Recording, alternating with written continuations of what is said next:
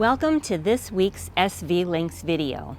This week, guess what? We're going to be doing more fairing and sanding. Yeah, we've still got a lot to go on the fairing and sanding, unfortunately. In fact, so much that we may not get it done in this entire week. Yeah. So what we're planning on doing, since we don't want to bore you to tears with endless sanding and fairing, even though that's what we have to do, we're going to take some viewer questions at the end from the last whole month and talk about a few of them and see what the answers are for you guys. So for now, on to fairing and sanding. Get to work.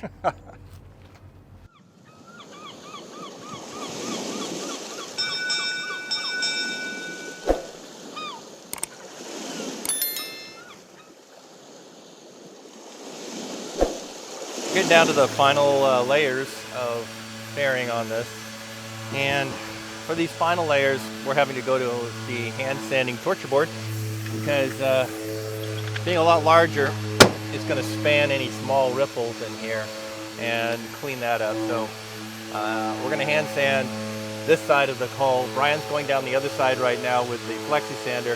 Then I'm going to go after him and do some sanding with the board, or have him do some. We'll see.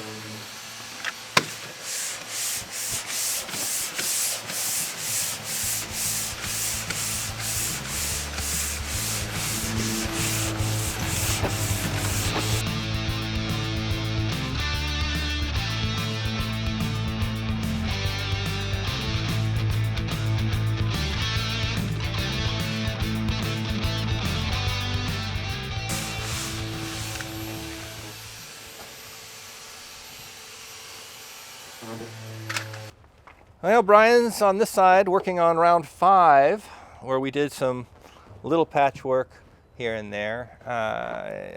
This is not going to be the last one, but he's going to continue on down with the flexi sander, and then I'm going to come back and hit it with the torture board.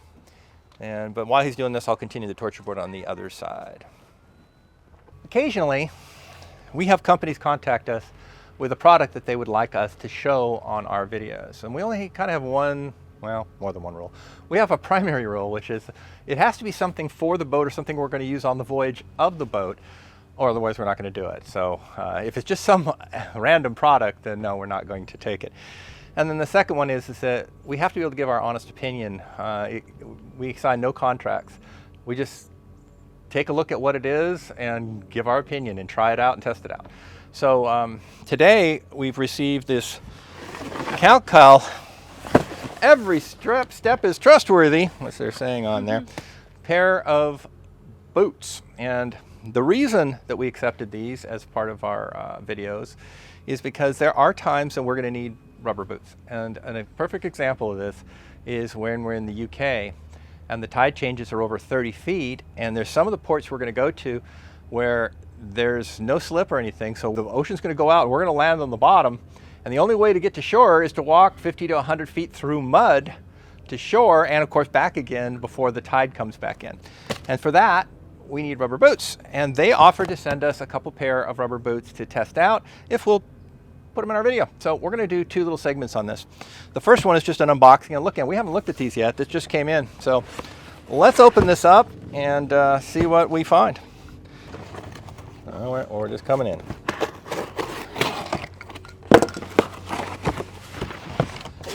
All right, Wow. And here we go. Those are awesome looking. Let me show you. So we've got heavy rubber on the bottom, some neoprene up top. What? Yeah, they look pretty nice. Certainly more comfy than the ancient ones that I had, which I was not looking forward to, but these look nice. All right, so pretty simple on the unboxing. They just have the boots in there. Now these are a pair for me, but there's one coming for the Admiral as well. That'll be here in approximately a week, and at that time we'll see if we can't do some kind of mud test. It all depends on if we can find some mud right now, but as soon as we can find some mud, we're going to go walking. So we'll give them a try. But anyway, thanks to KalKal for sending us these boots, and we do appreciate it. We'll use them on our trip if they work out well. So that's it for this segment, and like I say, expect us to do a little test of them later. Thank you very much.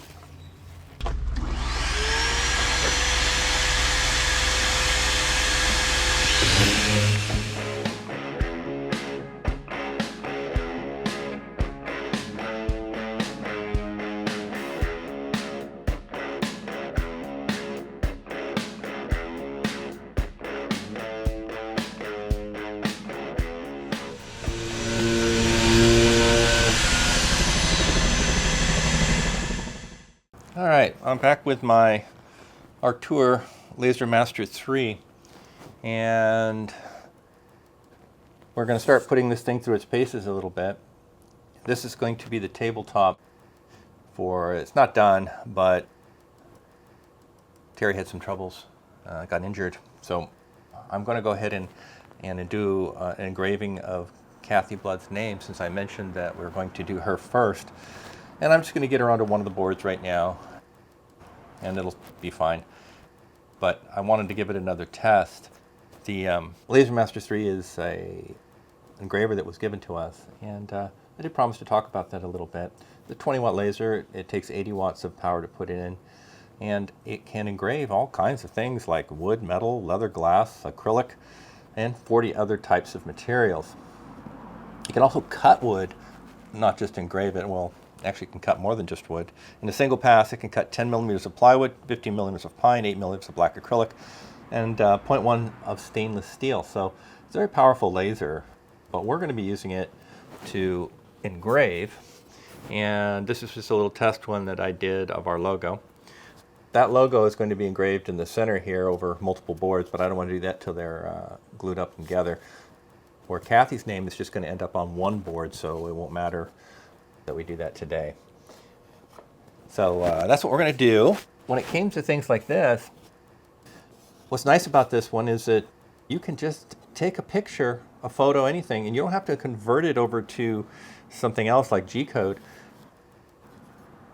The engraver will just take the image that you give it and use that without any conversion and engrave it right on. So it's pretty nice. And if you want to do metal, which we're not going to do, you can get at least 380 colors of engraving if you're using on metal. But we're just going to be doing wood for our tables and a simple engraving. So I used their software here, and I inputted Cathy's name into here, positioned it where I want. I previewed so I can see exactly where it's going to land on the wood, and that's right where I want it. And I can scale that size of it and all those things, and it's quite easy to do. This is the little pump that keeps it cool. And I'll show you that over here. So we're ready to go. All I have to do now is tell it to start. It says, do you want to check the position? I said, sure. And now it's going to center itself. This is where the air comes in. Now you're supposed to look at these things. They do have a guard on the front. But they also give you some glasses that you can wear just in case, if you're going to look at it for more than a few seconds. All right, I fired it up. And there we go. Our crew member, Cathy Blood, is now being immortalized on our table so that we'll see her name every time we sit down for a meal and stuff, and that way we'll remember her. And Cathy's just the first, of course. We'll have many of the people who've worked on the boat get their name on here. All of our crew who helped unload it, all the people who helped work on it, all the patrons who donated to make it happen. So lots of different people. This whole board is going to get names all over it, and there'll be the logo right in the middle there. So far, pretty impressed with the laser. It's what I need, which means it's worked right out of the box and it's easy. I didn't want to have to learn a lot. It does a lot more than what I'm using it for, but for my purposes, I just wanted to be able to get this done easily, position it nicely so that I can see where each name is being engraved onto there. And as you can see, it's doing a good job here. All right, task is complete, so says the software. When we move that over a little bit, we can see that Cathy's name is engraved, with many more to come. So that's the Ortur Laser Master 3, and it's worked out quite well so far. We like the machine. Again, they did not pay me. They did let me have this machine, of course, but they didn't require that I give it a good review. They asked me to tell you a couple things about it, which I've done. But other than that, I could give you my honest opinion, and my honest opinion is it's just worked right out of the box, and it's been easy enough to figure out. I haven't had to read any manuals, which I like, and it works. So I do recommend it simply based on it does the job, and it's very easy to use. So good piece of equipment. All right, we just finished blowing off this hull and the other side, wiping down this side, marking this side of all the little fixes that we need to get to. Quite a few on this one. This is around 5 of this, and it's actually around 2 of patching, small patches. And so this one has quite a few. On the other side, where Brian's currently wiping down the hull,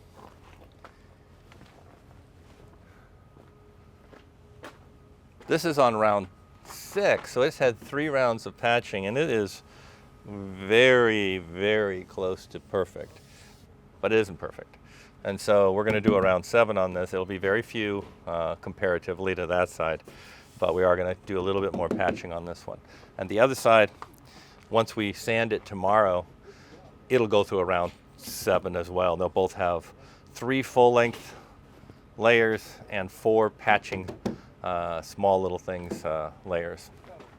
Anyway, I mixed up 500 milliliters to get started here, and as normal, I'm getting it all out of the bucket and just onto the hull where it won't kick off too fast.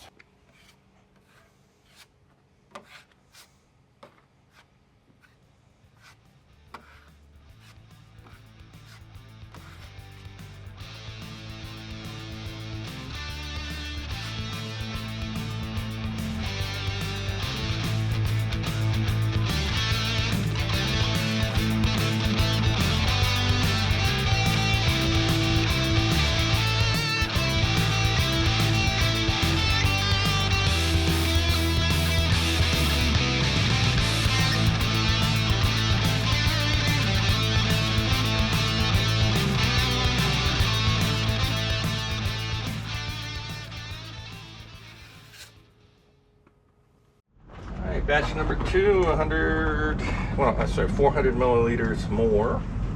That first part used up all 500 milliliters, so there were a lot of fixes there that I didn't quite anticipate that much, but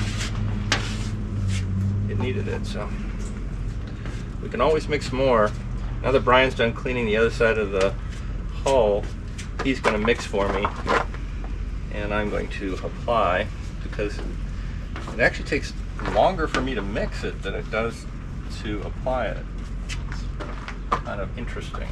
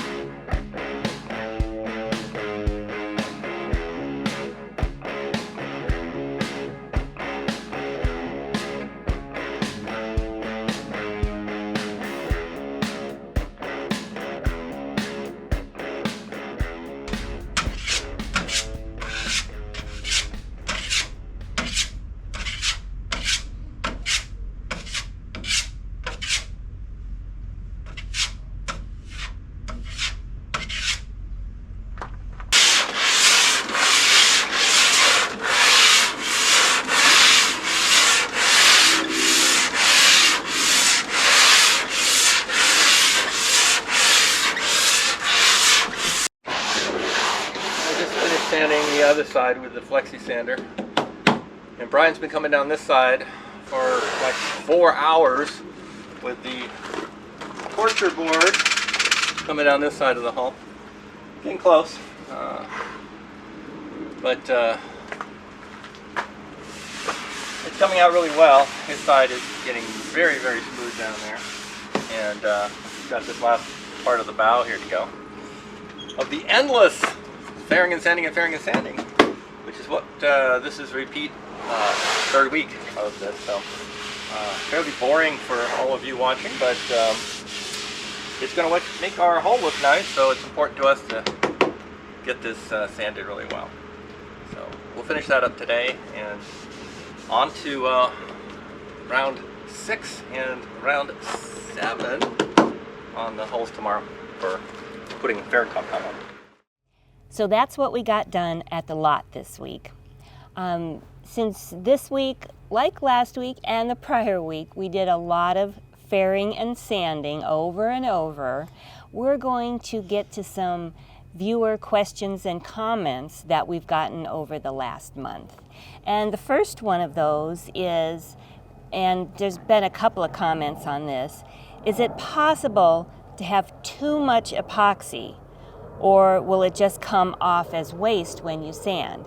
Yes, there can be too much epoxy, which would add weight, but so there's a fine line there where you don't want too much and you don't want too little, or the basalt won't be as strong. Right, and there's a related question to that from Britboy 20,002. Some of these names are amusing. It didn't look as if you did any squeegeeing for the lamination. If you go over the lamination with peel ply with squeegees, you'll become better consolidation and reduce the amount of resin in the layup. Well, that's just our fault for not showing enough of that, I guess. These are our squeegees, and yes, we do squeegee all of the basalt or fiberglass as we put it on. And the trick, though, is, just like Marianne mentioned, you don't want to squeegee it hard and get it all off. That is poor as well. You need enough resin in there to make the fiberglass or the basalt strong.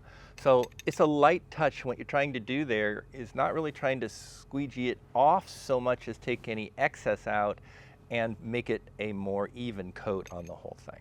So that's what our squeegees are for. All right, and then our next viewer asked, what is basalt by definition? Well, actually, it's a volcanic rock, and it's crushed down and gone through a heating process and woven into thread, and then that's woven into cloths of various types. And they do come in the various weaves that you normally would get fiberglass, like you can get biaxial or plain weave or unidirectional. You can get all of those things, and it's very similar to cloth that is fiberglass or carbon fiber. It's just a wound cloth.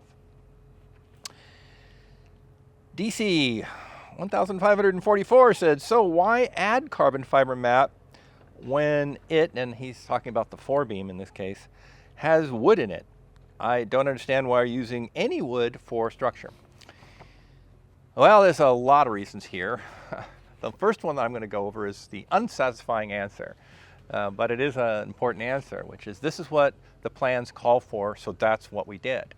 Because the Schionning designers have worked out the strength of all of the parts of the boat, including the forebeam, and told us exactly what thicknesses, what materials, everything on how to make these things correct for the stresses, that's the word I'm looking for, that will come upon it. And this beam has a lot of stresses on it. The forestay comes down, which is holding the mast up. The head sails are coming off of there, so all that wind force is being pulled on there.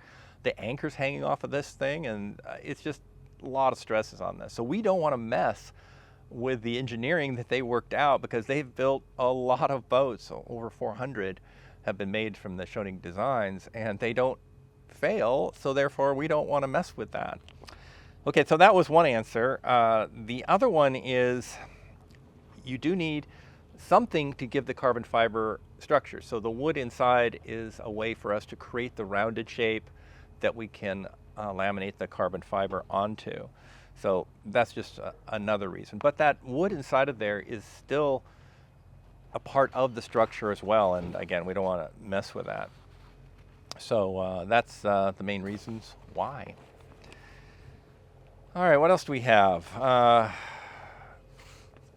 We have another question from DC1544. He gets two.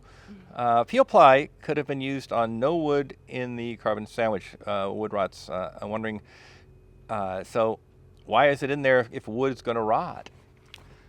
Okay, so let's talk about that. There are boats, entire boats, made out of wood and fiberglass and epoxy. And all of the boat is wood underneath the fiberglass and epoxy. So it isn't going to rot. And these boats last 50 years or longer.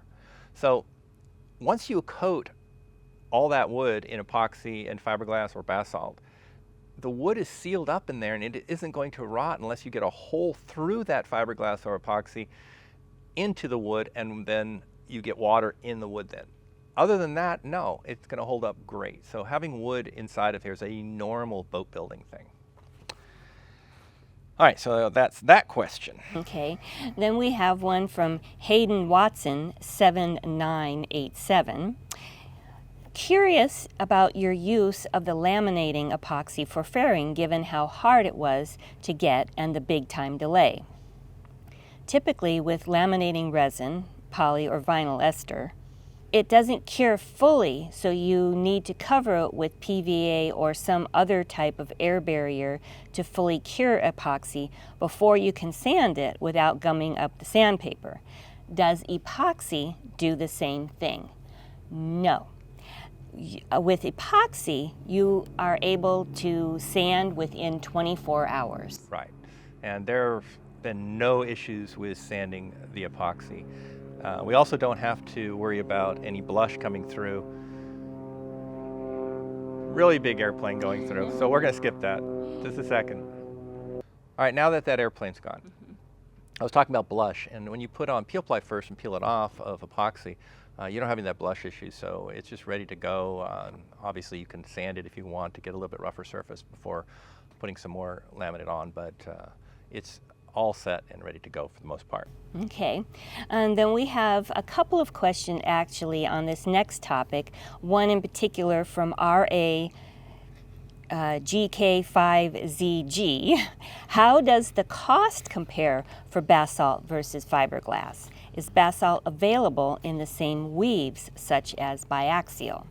So the cost issue, fiberglass would have cost us around $1,500, and basalt was around $3,000. So the total cost to us is not that large, so the basalt was a better option for us. Yeah, I mean, if we're trying to do the entire boat, it would have been twice as much, which would have been more expensive. But since we're only doing the hulls, because we need that for the impact strength in case we hit something in the water, it really was only $1,500 more, and that's a lot of peace of mind of some extra protection there. And we have yet another airplane. Yeah. Okay, now that the airplane's gone, we have a couple of people asking the same question here. The first one, user says, do you reuse peel ply? And the other one asked, how many times can you use a piece of peel ply? Is it one-time use or get multi-use out of a single piece? Peel ply only really gets one use because as you put it on, one of the things it does for you, it does many things, but one of the things it does for you is absorb a little bit of any excess epoxy off. So if there's an extra amount there, it'll absorb some of that. But that means the peel ply has absorbed the epoxy, so when you peel it off, that is no longer useful anymore. So we bought enough peel ply to do the entire boat. All right, and then we have one little D. And he's more making a statement that I just kind of want to deal with. He says, the reason basalt isn't used on boats is that its stiffness is bad when it comes to impact. Well, couple things there. He's not wrong that stiffness can be a problem with impacts, but where his statement falls apart a little bit is you want your boat to be very stiff, it's going to sail better. You want a stiff boat. And so then the question is that do you want something that is stiff and has a likelihood of shattering? Well, some people choose that. For example, a carbon fiber boat is a very extremely stiff boat, and it's a little bit more susceptible to hitting something and having some sort of shatter in it compared to, say, fiberglass, which is a little bit more pliable, but it's also a less stiff boat, so it doesn't sail as well. But you notice that there are a lot of boats made out of carbon fiber too, so it's just a choice of where you want to go. With our choice of basalt on the hull, we add stiffness to the boat, but it's actually more impact resistant than fiberglass. So we sort of get the best of both worlds in that. That's why we chose that. Now, his statement that this is why basalt isn't used on boats, he just hasn't really done the research there, because if you look at Wendello, they build their boat out of basalt. So yes, boats are built out of basalt. All right, next question. Maybe Marianne can handle this one. Yep. So actually we're going to go and take a look at the hull. All right, let's take a look at the hull here. Okay, so one of the questions we got here was, I wondered how you can fare the lower edges of the canoe at this stage. Won't there be overlapping glass layer that should go straight onto the initial glass layer? You'll have a layer of filler in the way. And the answer to that is it's just too hard to stop at this point. It's a very narrow band here of about 3 inches that we just thought it would be easier just to continue on down, and we'll be sanding that off at some point. And then also further wondered why the glass looks to be just a bit short behind the bow section, and that is that they're requiring us to stay 500 millimeters above the water line, so we don't need to go all the way down. So if you take a look at this, 500 millimeters from above the water line here, this is where the water line is, right at the top right here. And so 500 millimeters ends right here. And so, but over here, since the water line, if you look, is continuing like this, so here you have 500 millimeters reaches here. And the reason for that is they don't want to put any excess layers too far up. This is the area that might be some sort of impacts and such. And so that's why the extra layers are there. But remember that when you're looking at this green layer down here, that's all been vacuum bagged with layers of fiberglass onto it already. And so it is plenty strong for most situations other than, like, say, hitting something or grounding the boat. That's why they want some extra layers there. Okay, so here we are at the back of the boat, and we're going to use this to help answer the next viewer's question. Which is, I was curious about the through hull and the stabilizing supports for the prop shaft. Won't it be more difficult to add these when the canoes are flipped? Would love to get your thought process as to when those should be added to the hulls. Right, so what he's talking about is we have to cut a hole through the hull right here to have the prop shaft come out, and then we have to put some kind of support to support the shaft where the prop's going to be. But the problem here is that we can't do it when it's upside down, even though it seems like it would be nice to do the access here, and I sure would like to be able to do it this way instead of underneath of it. But the fact is, the only way for us to align this, and it's an incredibly precise alignment within a few millimeters that we have to get right, of the engine aligned to that prop. So that means we have to have the engine mounts built into the boat and either use a jig or the actual engine to find that exact angle that we need to cut and spot we need to cut through the hull. So there's no way to do it right now while it's upside down. We have to do it after that part's been built. All right, we're going to go back up to the front and answer some more questions. All right, next up we have 3 similar questions again. So these are, why not rotate the whole yacht on the build site so that the cockpit is facing the entrance of the lot? That way you'll have an easier access to the yacht once it's assembled. So when you need to climb up and down the stairs to get to the yacht, and sure you'll need to have access later to put heavy things onto the yacht. And using the Bobcat for that would be greatly simplify your life. And then the next viewer said, why don't you turn the boat around and let the bow face into the end and have the space to work at the back? And the next user said, why not just turn the hull around so that you can do the build and put the motors in later or such? Okay, so we're going to answer all 3 of these since they're pretty much the same question. And the real answer here has to do with the size of the lot completely. So I'm going to show you something here with the handheld. So if we look over here, one hull is going to be sitting right there, and it's 50 feet long. And the other hull is going to be sitting on the pads where you see the covered cradles right there. And so these two are filling this entire portion of the lot over here. Right now, if we wanted to turn that canoe around, it wouldn't fit between that fence and that shipping container. So it would be incredibly difficult to turn that around. In fact, the only way we could do it would be to bring a crane in. Just logistically, it's too expensive to use cranes to do that. Now, why did we start this way? Was that a mistake? No. We also need to get this boat out of the lot. And so we have to pull a flatbed truck underneath the boat, and the front of the boat needs to face the cab of the truck. And so we need to be able to back that truck in between these hulls here and then come out and try to make this turn.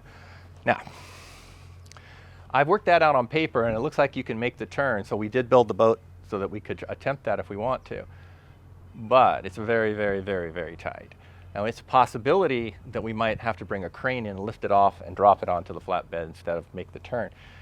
If that's the case, I could have built the boat the other way around, and it would have been fine.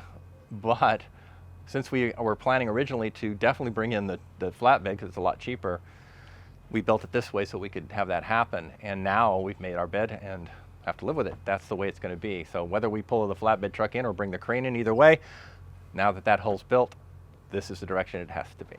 All right, and go back to the chairs. All right, well, that answered that question.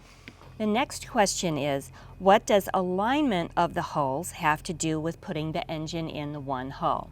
So we're going to temporarily put the bulkheads across to generally align the two hulls. Then we can remove the bulkheads, install the engine in the one hull, and then if we need to further align, fine-tune align, we can move the other hull without the heavy engine in it. Exactly. All right. Another viewer says, curious why peel ply was used on the cradle that Brian and his brother were shown pulling off. Surely you're not concerned with the finish of the cradle, maybe so it can be flipped over while epoxy's still wet? No. The reason we use peel ply on there was simply that if you don't, along some of the edges you can get really sharp bits that can cut you. And by putting the peel ply on, it makes a perfect smooth edge, and when we want to pick that thing up and move it around and stuff, it's not going to cut our hands. So that's the simple reason why. Another question from James Powell 2924, why do you call a hull a canoe? Well, the canoe is not the entire hull. It's the canoe is a particular name for a portion of the hull. Right, and so you'll hear me occasionally call it hull because it is part of the hull. But technically, on the plans, this is called the canoe, and so we didn't make that up. Now, a couple of people have asked in the past why this seems so short, that it doesn't seem to be enough room inside for the cabins and all this stuff, because this isn't the hull. This is just the part that's sitting down in the water and a little bit that comes up. The rest of the hull will be adding as time goes on. All right, and we'll take one last question here. And this viewer says, are you going to use copper coat? Now what he's talking about is what bottom paint are we going to put onto the hull below the waterline. So that waterline goes down here. So, you know, where that is in the water, we have to put some kind of bottom paint to keep sea growth from happening. And copper coat is one brand of bottom paint that helps you keep sea life from growing. The fact is that we haven't decided which bottom paint we're going to use. We've been researching that for 15 years. And it's not like it took that long to research it. It's just that there's new ones coming out, so we keep looking and keep looking since we're not to the point where we have to have it yet. And so because we're not at the point where we have to have it quite yet, we haven't made that decision because we want to see what our best option will be at the time we go to purchase this. Now that's coming up somewhat sooner now, but still not here, so we're still doing research. So if you have suggestions for which bottom paint and why, feel free to leave them in the comments, and we'd love to read them. And if you have experience, most importantly, if you actually have experience with these on a boat that's doing not just one location, because we're going all the way around the world, so some bottom paints are good for one place and not so good for another. We're looking for one that's sort of a all-purpose bottom paint, and still doing the research, so you can help out with that, so we would appreciate that. All right, well, that brings us to our point where we'd like to thank all of our patrons. Really appreciate our patrons. They do keep these videos going because it does cost us to make videos, and not just in time, but camera gear and all kinds of stuff. And so it's nice to have their support for that, and we do appreciate them so very much. But we also appreciate all of you who aren't our patrons but are our viewers, because we do enjoy that you watch our videos and comment. And even if your comments are not something we're going to follow, please keep making them. There are times when we learn things. Somebody just commented in one of these, I didn't read this one, but he said, you could put your scale inside of a plastic bag. Just didn't think of that. But we do it now because somebody put it in the comment.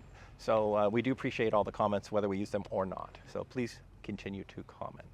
Yes, and don't forget to like and subscribe and click on the bell icon to be notified of our next video. Yeah, we're very close to 5,000 subscribers now, about 100 away. So our goal was to reach 5,000 in 1 year after we started building the boat, and we're ahead of schedule on that. So if you could, if you're a viewer, a longtime viewer, and you haven't subscribed yet, please do and help us push this over. So we really appreciate that. Now, next week we're going to try to get to painting this with our barrier coat. We do have it now. Came in, and unfortunately, we still got another round of fairing and sanding on here. In fact, 2 on this side and 1 on the other side. That one's nearly done, 1 more round. This side, we've still got to do 2 more rounds. So hopefully we can get that done in the earlier part of the week so we get to painting by maybe next Saturday. So we will see you there for some fun painting. So thanks for watching.